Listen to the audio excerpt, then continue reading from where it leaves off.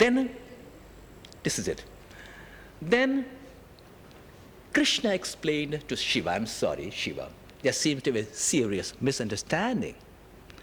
I asked you to look up at the dance performance, but the conditions are that you cannot look at the dance performance, so you face out. You cannot listen to the music, so you please close your ears. Shiva was visibly disturbed, and Krishna could sense it. Then Krishna told Shiva, look here, I see that you're disappointed. So let us have a compromise.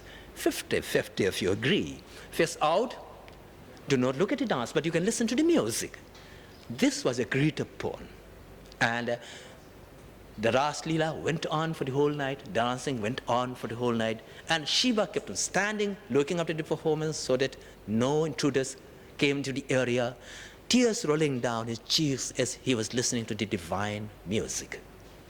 Early in the morning, when the dance finished, because it went on for the whole night, he went home, walking slowly, intoxicated as it were by the beautiful music. All of a sudden he realized when he reached home that Parvati was sitting not very happy because he never turned up for the whole of last night. Then he tried to explain to his consort, look here, my dearest, do not impute any unworthy motive to whatever I did last night. I was only looking after Krishna and the gopis' Raas Leela performance. Naturally, Parvati was only eager to know what happened last night. She asked, my lord, please tell me what the dance looked like, what the music was like. Shiva said, I'm afraid I cannot speak a word of it.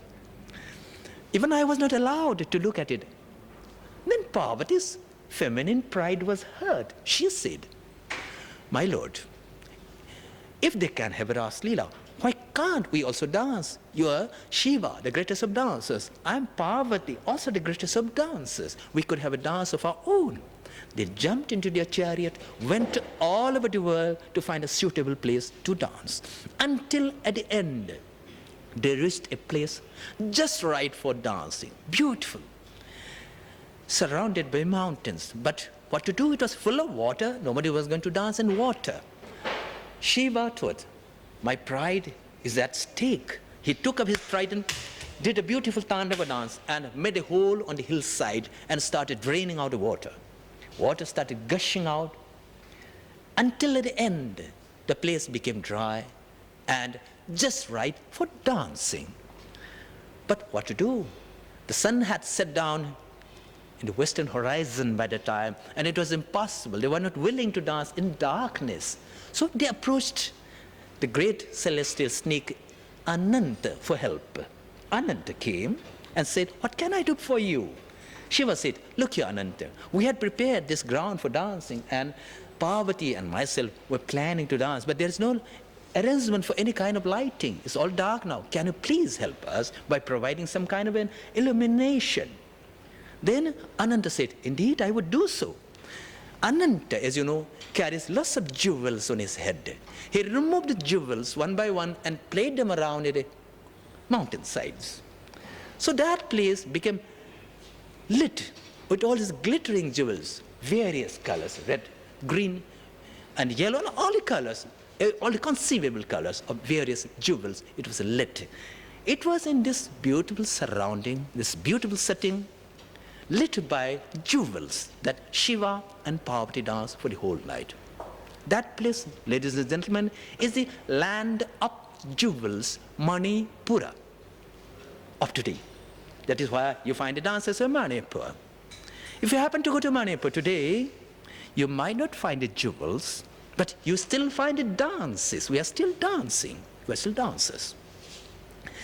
Another very, very interesting lesson that is very, very prevalent in Manipur is when the Supreme Creator wanted to create the world, he made 9 gods by just rubbing his right hand, and 7 goddesses by just rubbing his left hand, and commanded, you go ahead and create the world. They went ahead to do so. When they found out that all around was nothingness, absolute nothingness. Even the Supreme Creator himself was sitting elevated in his own breath, levitated in his own breath. So they didn't know how to go about creating anything out of nothingness. They came back and asked how we are going to create the world. Then the Supreme One opened his mouth and showed what was inside him, the whole universe.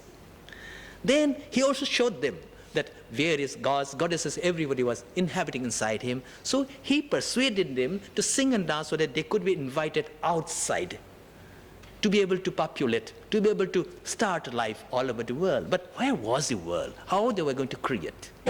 That was the moment, precise moment, when the Supreme One taught these gods and goddesses two dances. One to use the hands, another to use the feet. The boys were taught how to use the hands in this kind of a way so that they could create something out of nothingness. And the same was again given to the girls or the goddesses, who took them and started pressing them with their feet. In Manipuri, these are called Leitai, Nongtai, Chekoi. By doing so, they started creating various mounds, and after that, they started creating the world. This is another story, and also the story of creation of men, creation of various places, and creation of various skills for the men. They started building the house, building the clothes, and so on. Why I was coming to all this is, interestingly enough, in Manipur, the same story of creation is enacted in a festival called Lai Harauba, which you might have heard. Those of you who have seen various dance performances might have heard about it. If you happen to go to Manipur, which I would suggest you go sometime, it's a beautiful place, very, very green, very fertile, people are very friendly.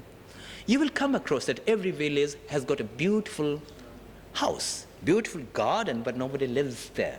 That is those are the temples of Umang Lai or the forest deities. Please be careful not to desecrate these places either by plucking flower or doing anything unworthy of a place of worship. Because these gods and goddesses are known to be very jealous of their possessions, and they will punish you by making you sick, by even depriving of your life. This is what they believe. It could be superstition, whatever it is. This is what the villagers believe. And in front of these deities, every year we have a festival called a Lai Harauba festival, in which all these dances of creation are enacted every year. Why I was coming to this is, this dance form, which is still extant, which is still living from time immemorial, is one of the oldest forms of dance we still find in this world. Not resurrected from some old book, not recreated from some kind of a sculpture or some kind of a painting. As a kind of oral tradition, it has remained unchanged to this day. And now it's time for me to tell you that all Indian dance forms came from the temples. This, my friends, must have told you already. Mr. Jivan Pani, a great scholar, must have already told you that all the dances indeed came from the temples. But in Manipur, where in other places, well, the distance of the dance and the temple has become very, very wide. In Manipur, still it is practiced in the temple. Right from the time of Lai Harauba, when Manipur is worshipped, the deities by dancing, still today, every mohalla, every locality have various kinds of a Krishna temple or any kind of temple where dancing is still carried on. And in fact, dancing is the only form of worship we know. We don't have any kind of ritual, we don't have any kind of dance, ceremony without dancing. That is a place where I come from, that is a place where Manipuri dance is still practiced, as it always has been. Then let me come to the various evolutions that took place in Manipur. In this process, you'll come across a dancer called the Mai Bees. They are the high priestesses. They lead the whole village in dance. If you happen to be in Manipur, you'll find that the whole village will be reverberating with drum beats, practicing for the dance, because right from my mother's group to my small daughter's group, everybody will dance, because that is the way we worship our deities. Now, who are the Mai Bees? Yesterday, while speaking about Bharatanatyam, you must have heard about Devadasis, those women who dedicated their lives.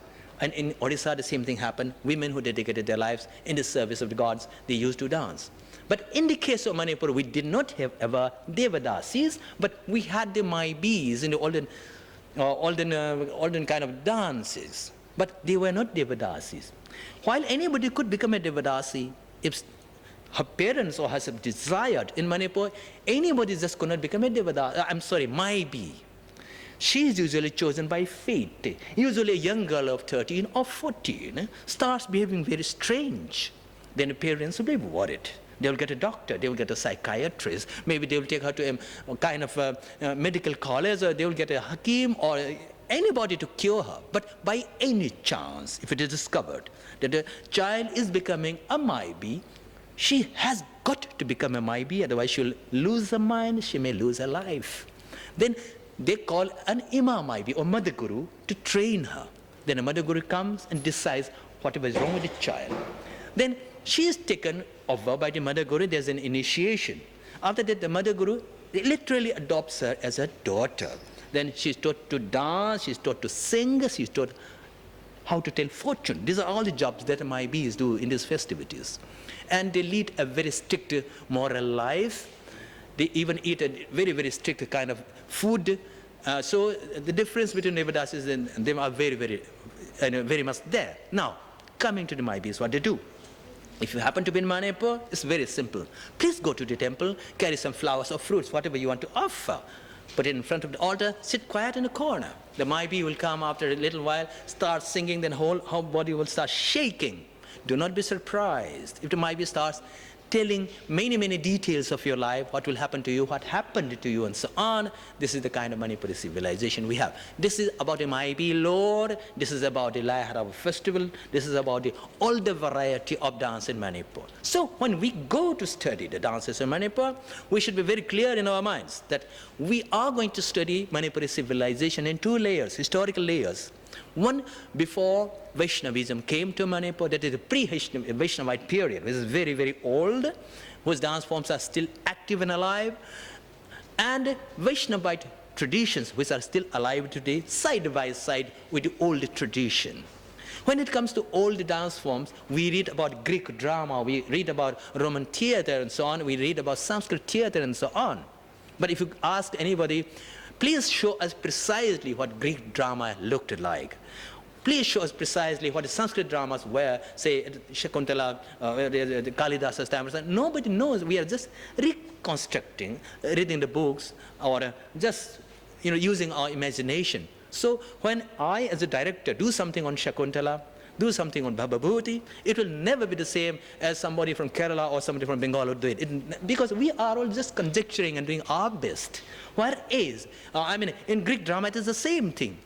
We don't even know how precisely Shakespeare's plays were presented. We are not very, very sure about it. We are doing our best. And this is it in creative art.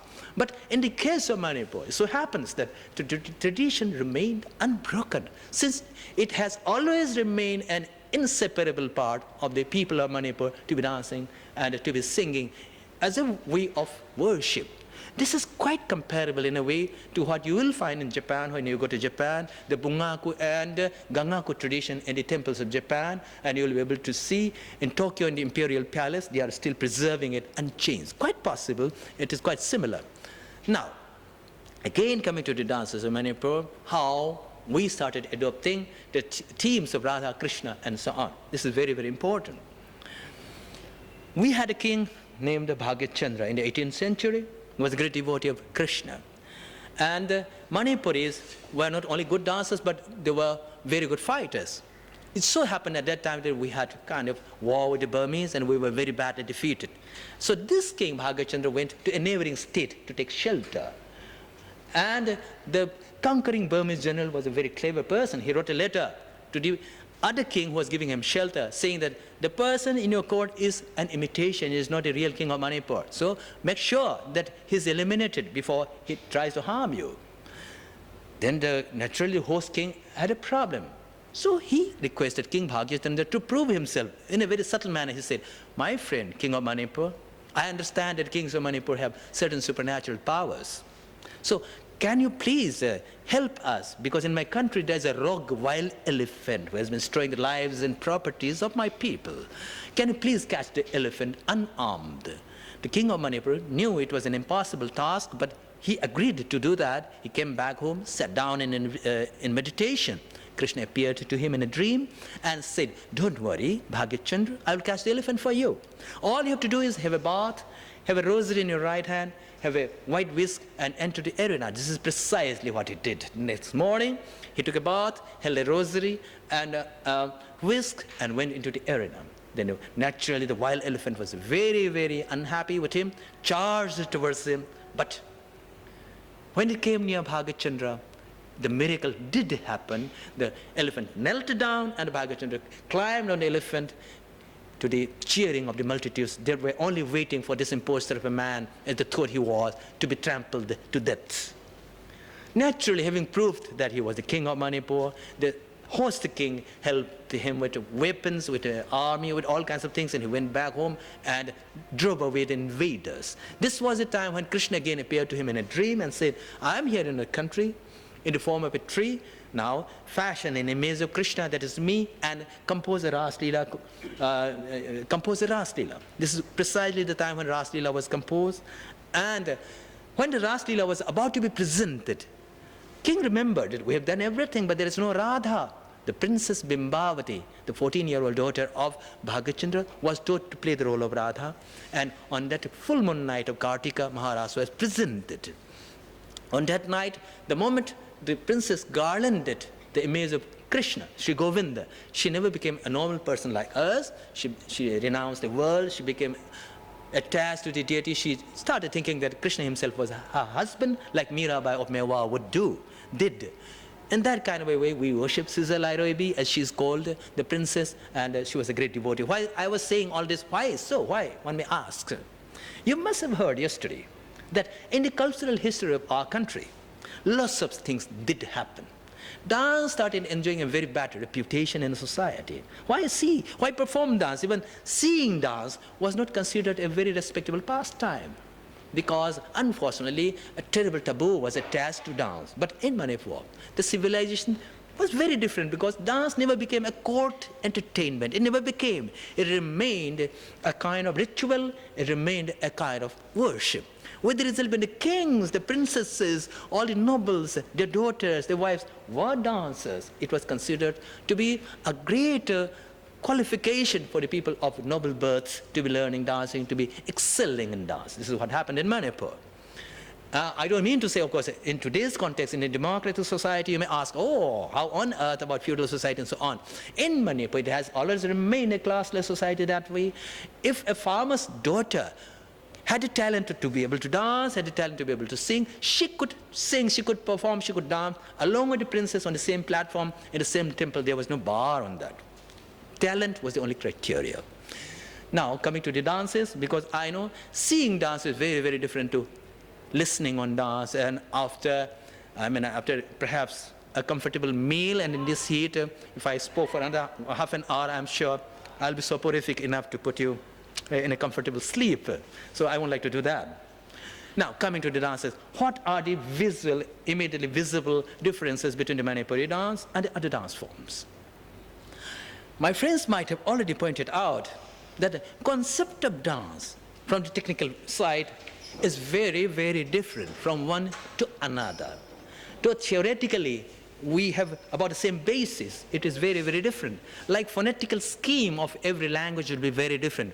And interestingly enough, Manipuri language has a very, very different phonetic structure. In the same manner that dance phonetics of our dance is very, very different.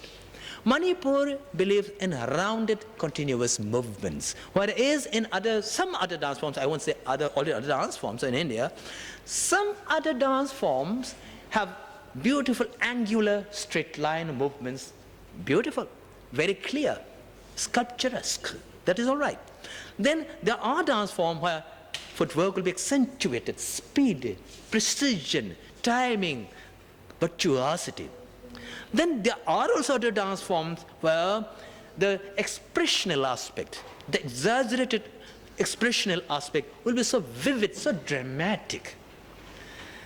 Whereas Manipuri insists on being lyrical, being graceful. I don't mean to say gracefulness is a kind of monopoly for any style. No, every style is graceful. But the idea in this dance is to be continuous, to be rounded. So you won't find hard edges, angular, straight line movements you don't find in this.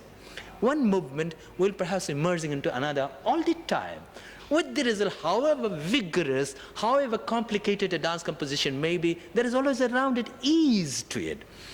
And a kind of effortlessness is manifest all the time. Why? Because the Manipuri dancer's whole effort is put into making the whole thing look effortless. Now, coming to the dances again, you must have already heard about Tandava and Lasya. My friends must have told you. The masculine variety of dance in India is called Tandava, while the feminine variety or the feminine aspect is called Lasya. Theoretically, it is there for every dance form. But it so happens that in some dance forms, it is not so vividly clear. It's not, the division is not too clear. At times it is ambiguous. In some dance forms, it is very, very clear, the masculine and the feminine. In Manipuri, the division is very clear, right from the Laharaba days to our times, like Raas Leela or even modern compositions. The masculine and feminine dance forms are clear, very, very clear division. Costumes are very clear about masculine and feminine. In Manipur, flexibility is an absolute must because, as I told you, it believes in a kind of continuative movement. So we train the hands, for example. If you don't mind, please show your hands. I know just by speaking you are not going to understand it. I won't make you feel awkward or embarrassed. Please show your hands, yes. Each one has a pair of more beautiful hands than I have, so you don't have anything to worry about. So let us see how we train the fingers to move in a continuous movement, either singly or in a combination, various patterns. And one pattern beginning with your index finger, a continuous. Please just move your fingers, just at random. Don't think about anything, a continuous movement. Just to show you what are the possibilities. Simple logic, yes. This is a movement, a continuous movement of the fingers. So, as diplomats, you will be dancing around the world, as I see it. Now, let us begin with the little fingers, please. Little fingers. Yeah, this is naturally the opposite, reverse of whatever we did earlier. Since we have learned the two movements of beginning with this, that is the index finger, tarjani, and also with the little finger, naturally you can alternate. It's only natural. You can, if you can carry out the movements, naturally you can alternate. At the moment, well, it's not so easy. So from tomorrow, if you so wish, please attend my dance class for 2 months or so that you can do it conveniently. This is just an example of what is possible. Now, about the hands. Hands are the most eloquent of the human anatomy. We protect ourselves with the hand. We attack with the hands. We defend ourselves with the hands. We do everything. We eat our hands. We write with our hands. This is a first reaction, natural reaction to use the hands. Now, about the wrist. For example, all of us, we use the wrist. Calling somebody, asking somebody to go away, scratching yourself. Even for a very, very mundane work, we use the wrist. Each one can move the wrist. Please, you can move the wrist, no problem. But as a dance teacher, if I ask you to move the wrist and not the fingertips, this will be different. Please try. This is a completely different story. Not the fingertips, but only the middle. Only the middle, please. Now, this is very, very different. In the same kind of a manner, if you are asked, you know how to turn your arm. It's very simple. Only little while you turn, everyone turn the arm just to open the tap, perhaps. But if, as a dance teacher, I ask you, please turn the arm, but not the hand, naturally, perhaps you'll find it difficult. Please try. But a dancer is required to do all these things because he should have complete control over his body. You're almost doing it. But this is it. In this kind of a way, we release all the joints of the body in various ways so that it can respond to the most exacting demands of this style without being able to pronounce each sound of the alphabet of a desired language. You cannot speak the language. For example, if I was trying to speak Tamil without being able to pronounce R, I cannot say Vadaparam, is impossible. The sound just does not exist for me. In the same manner, a Tamil gentleman trying to pronounce something very clear, just it doesn't exist in his vocabulary. In the same manner, a Manipuri won't be able to pronounce. In the same manner, unfortunately, since this is not a language, it is a little more abstract, you will find it difficult. But for we dancers, It is very, very precise. I won't be able to perform what a Bharatanatyam dancer does. And the same from his side also. If I was going to teach a Bharatanatyam dancer to do all this, he finds it very odd, a strange language, body language. This is what I'm coming to. Now, in order to give a picture of effortlessness, in order to give a picture of continuity, what we do, all of us know that when you move something from here to here, is an absolute movement. You are very sure of something moving from here to another, and naturally the movement very sharp. What we do to reduce the sharpness of a certain movement? We compensate. If I was to bend down like this, naturally this is very hard. But if I compensate with a counter movement, the harshness will be eliminated. With a counter movement, a compensation of movement, then the harshness of the movement is eliminated. It's almost no movement in terms of space covered. It is simple mechanics. I mean, all of you know simple mechanics. By using counterweight, you eliminate, you reduce the weight of the actual thing or the bucket when you use it. Your body is a counterweight, naturally pulling water is simple. From the well, the same principle is used in the elevator in the lifts. By using a counterweight, it can carry 5 or 6 people easily by, say, a 20 horsepower motor. Otherwise, it won't, perhaps. Now, what I'm coming to is compensation of movement is a very, very important part in this process of elimination of harshness of movement. This is done horizontally, this is done vertically. To give you a rhythmic cycle of 8, that's the simplest rhythmic cycle used in any form of music in the world. Then they ta ta ding gina then 1, 2, 3, 4, 5, 6, 7, and 8. Then they ta ta ding gina then they. If you notice carefully, I'm compensating my movements by bending my knees while I'm picking up the other knee. And while doing so, I'm using my ankle joints, knee joints, and even the toes, the ball of the foot. These are wonderful shock absorbers that we humans or nature has given us during the millennia of evolution, all the many years. Now, not only this, I'm also compensating with my head. When I'm using this foot, I'm bending this way. We have got 3 heaviest portions of our body, 1, 2, and 3. They must be properly balanced. Otherwise, I will look odd. I'll create the illusion of falling down. So in order to do that, if I'm bending something here, I'm compensating something here. If I'm bending down here, this is held very, very properly to hold the middle of the movement so that I don't look as if I'll be falling down, or I may actually be falling down. In this process, you'll see if I increase the footwork. Now, I have started kicking out the heel. In this, you will see that even though I have increased my footwork, my movement looks undisturbed because I'm following the principle of compensation. Now I increase the footwork further, nothing happens. In the same manner, I'll have to compensate much more if I was to cross my foot backwards like this. I could even turn doing the same thing, and I would look undisturbed. This is one factor. Circles are very, very important. Without circle, you cannot have continuity of movement. So circular movements are very, very important. In Manipuri, a circle could be described very, very simply. But if you notice very carefully, there are 5 or so different factors going into making the circle look effortless and smooth. One, just describe in a circle the ends of my hands, the fingers, fingertips.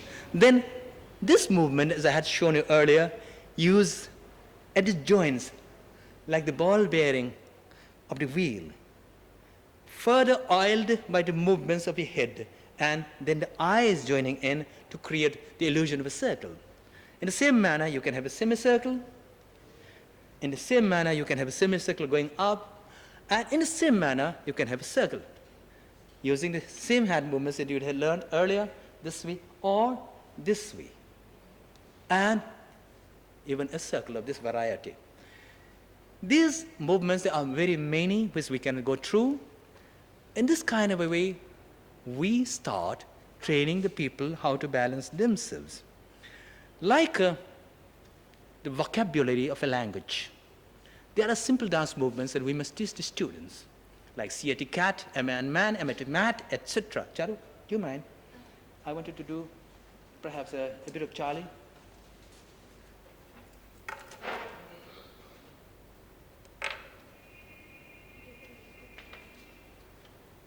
This movement that the Charu was showing just now is called the Charlie. The beginning, here you will find the compensation, the wrist movement, the finger movements, quite very nicely combined.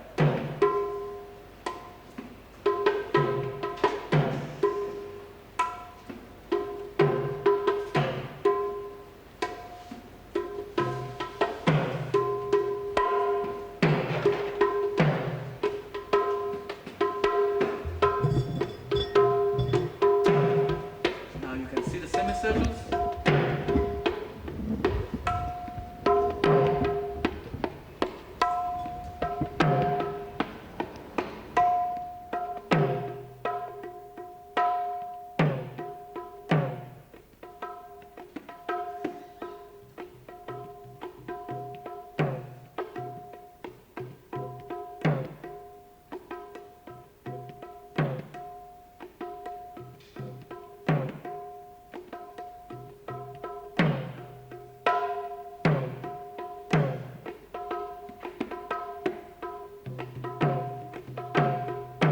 More complete circle by introducing a turn of the body.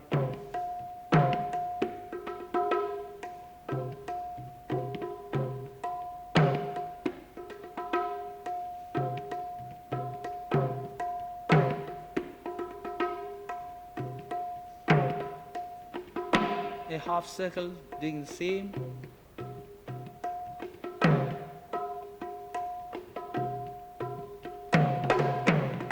More complete circle.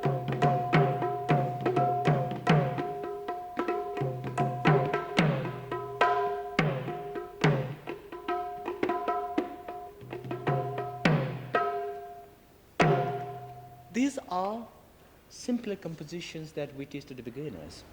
Now there can be longer sentences by joining these simple words, by in a way by making the cat sit on the mat, for example. Well, Charu, let us do the last composition, pure dance.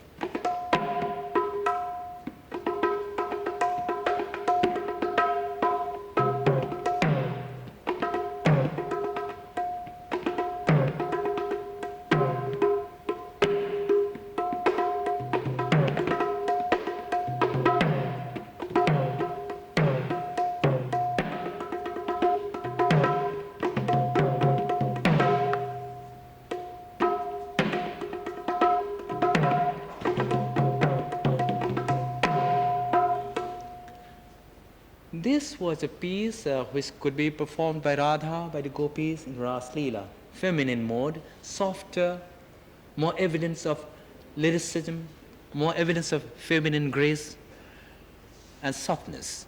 Now, contrary to this, you can see a Tandava piece.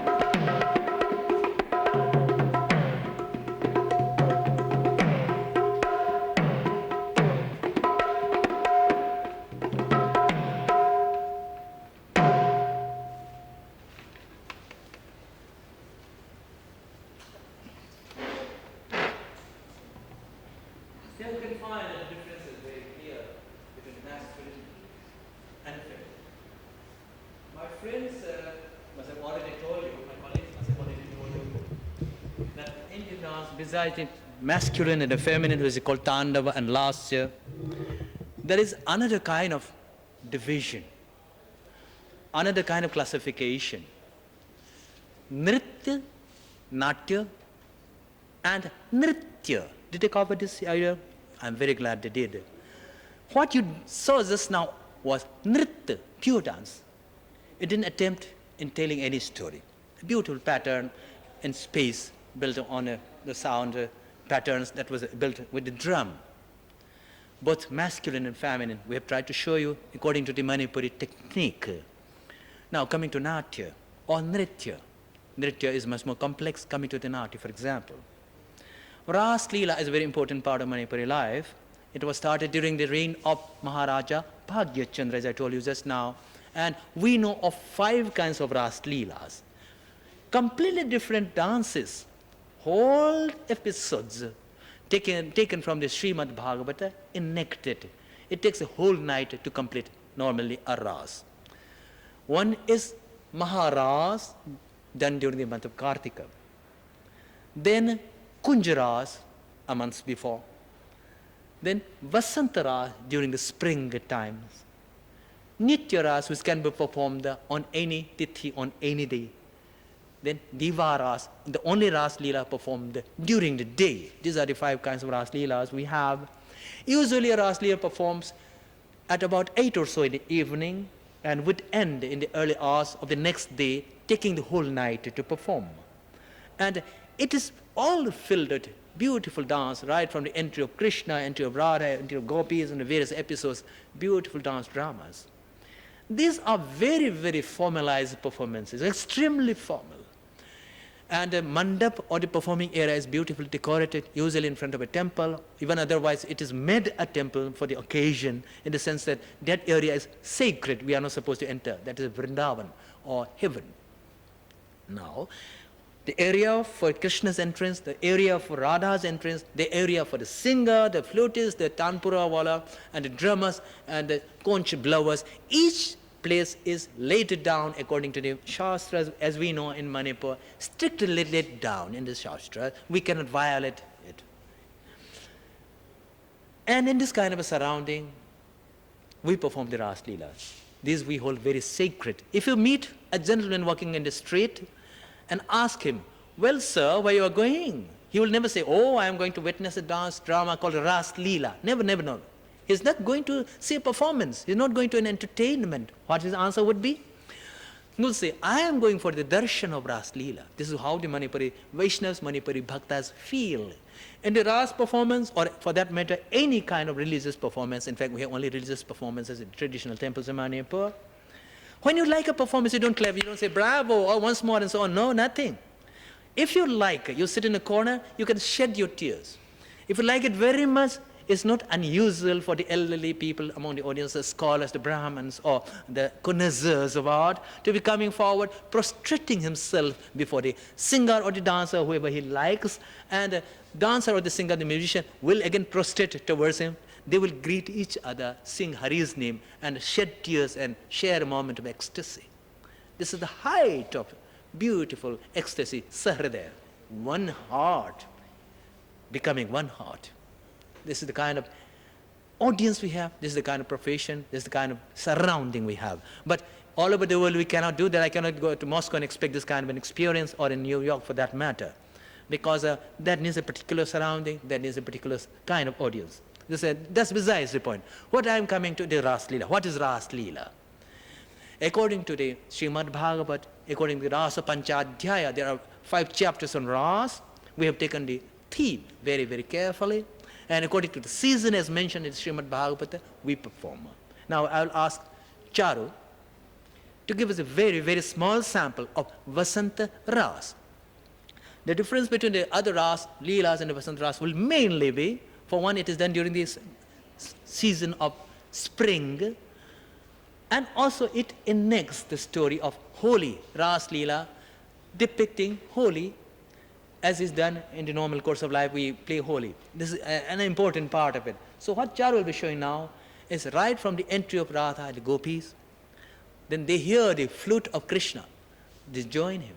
Then they dance beautifully. The beautiful gardens near the banks of Yamuna. This is the beautiful garden where the girls will be singing and dancing, playing the veena, and some playing the flute, and in beautiful swara. Then on the drum beats, both Krishna, Radha, everybody will be dancing. But at a particular moment, they start throwing colors to each other, like we do in Holi, the festival of Holi. Krishna, being a stronger manifestation, naturally will be very, very vigorous, throwing color, and the girls cannot stand anymore. They'll request that, please, have a heart. We cannot defend ourselves. We're finding it very difficult. So Krishna says, okay, I'll give up all the powder, colored powder in my hands. I won't do anything more. Taking advantage of that, the girls start throwing colors to him quite a lot, and he's almost blinded. There's nothing he can do about it. Then the girls take pity on him. Then they ask for forgiveness. Again they dance happily.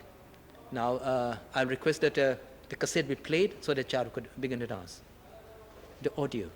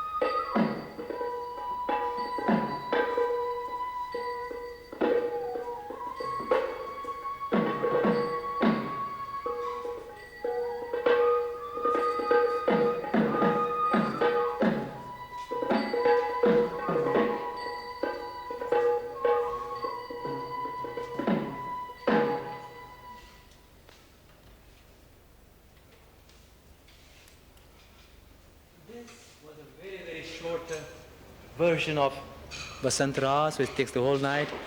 And there are many, many other episodes that would come within this, a continuation and things that would be preceding this portion.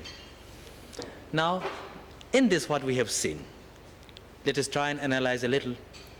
My friends must have told you about the various kinds of abhinaya, or the expressional, or the literally translated abhinaya would mean carrying forward an idea.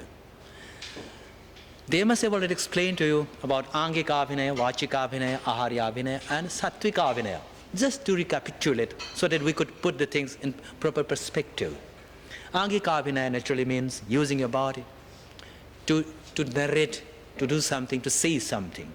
Vachika abhinaya, naturally the spoken or the sung words.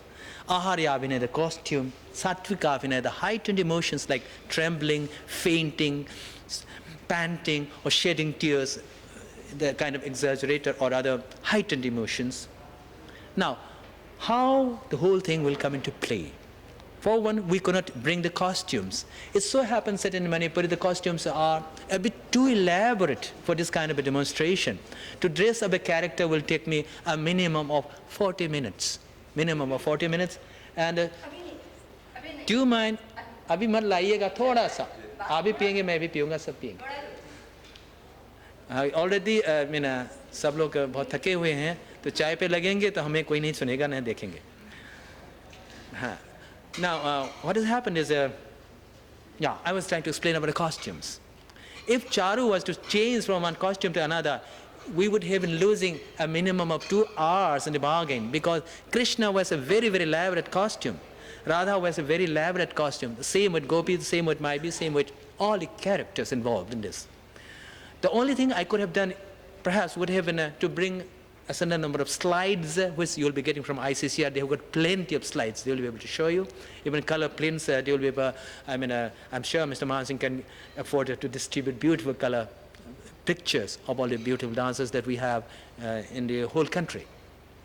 That is about Aharya Abhinaya, which is very, very important in Manipur, in Kathakali, in all other styles. Now, coming to the Angika Abhinaya. Angika Abhinaya, or the body language, body speaking through the body, also would differ from style to style very much. We do not use facial expression very much. This is what you must have been thinking, oh, why Charu is dancing very well and so on, but why, her face is not so expressive, or maybe not compared to the style, other styles that we have seen, not so much. Yes, it's very true. We do not depend on Mukha Abhinaya particularly. We depend on Sarvanga Abhinaya, or using the whole body. The whole concept is very different in this. We use facial expression all right, but only to the extent of communicating a natural feeling, but not exaggeration. The style is such, as I told you at the very beginning, is meant to be soft, lyrical.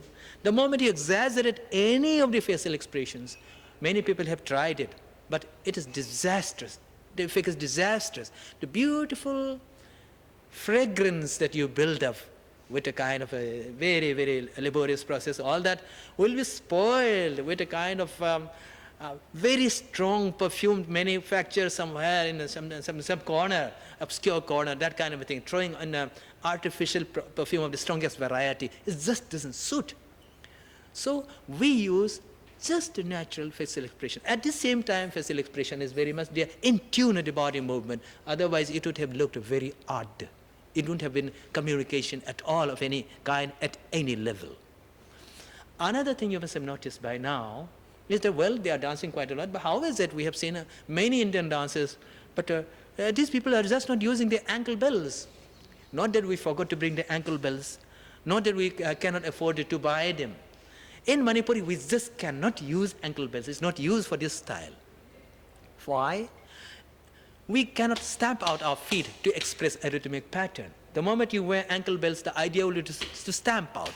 Manipuri rhythmics happen to be such that it cannot be stamped out. The whole style believes in a kind of subdued eloquence, a kind of speaking too much, speaking quite a lot without shouting out, that kind of a thing, in direct process. In this, if you do this, these are not meant to be banging out, but if you bang out, naturally, the effort will be different. It will be just opposite of what we try to do in the very beginning, compensation of movement to make it look not harsh at all. Now, to differentiate the two, I have to give an example. If you are doing this, this is different. But if you are doing this, this is different. In this, the rhythmic point, a dancer's foot need not necessarily land nor lift at a rhythmic point. I could express the rhythmic point like this. Then why the ankle bell would go? It won't be able to sound anything. Now, technically in Manipuri, what this is called, rhythmic point at the ankle, rhythmic point at the calf, rhythmic point at the knee, rhythmic point at the thigh, and so on. There are various rhythmic points. Those are visible, really visible in the dance movements, but that does not necessarily mean that I will be banging out. With the result, when I land on my foot, it may be a particular point where the sound is not required because I'll be accentuating on a particular movement to express a rhythmic point. That is why it's not suitable. You will find some dancers using in Manipuri, but that's not proper. That's never done in Manipuri. Another problem is with the masculine dance form, with the Tandava that you saw in Krishna.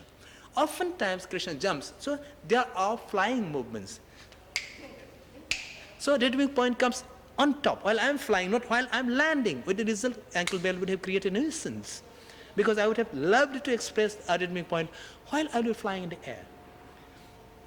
Besides this, Manipuri rhythmics would be quite complicated. I'm coming to that just now. Charu, would you like to do the shout? Do you have a recording? Good recording? No. Padmini कर लो कोई हर्ज नहीं देखो हाँ पद्मिनी है नहीं है okay वही बजा देना बस now okay